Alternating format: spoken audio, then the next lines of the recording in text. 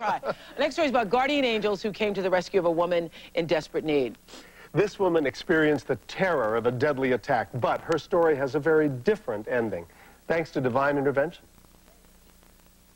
Melanie Gable went for a routine power walk in her suburban neighborhood. I found a man sitting in his truck in the middle of a driveway, and he was parked sideways. And I just thought that was kind of odd. For whatever reason, I made a mental note of his license plate.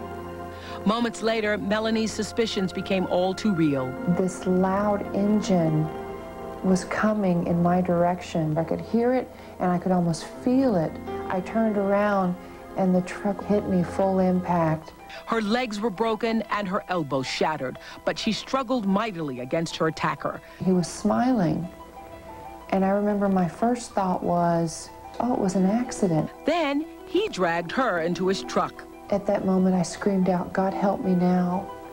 And the entire neighborhood instantly ran towards the truck to help me. And I remember women more than anything else. I remember a grandmother very clearly. The attacker panicked and drove away. Melanie was comforted by a neighbor, Bob Phillips. Somehow, he managed to hear her cries for help. I later found out that she'd called for help 4 or 5 times. And it was only when she said, God help me, someone help me, that I heard her. The police thought it was impossible for me to hear her because I was 3 houses down from her. The door was closed, the TV was on. But I heard her as clear as if she was standing right here beside me. For Melanie, the biggest surprise was yet to come. Nobody could find the women she saw coming to her aid. There was no one within 50 yards of the truck, but just because I didn't see it doesn't mean that they weren't there. I believe in miracles.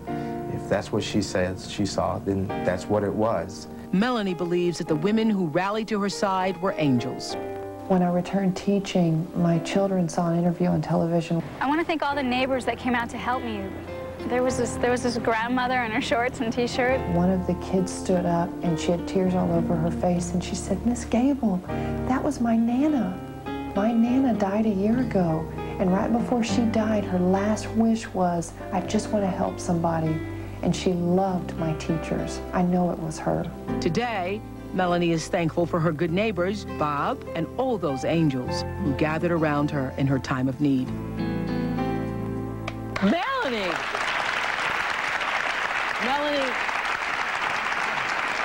Melanie's family has adopted Bob now as a family member, and he's invited to all the family functions. Yes, you physically saw, I can believe it. So you physically saw them touch you. As clear as I see you two, just crowds of people the entire time. In fact, when the ambulance took me away, I just remember thinking how crowded the whole area was.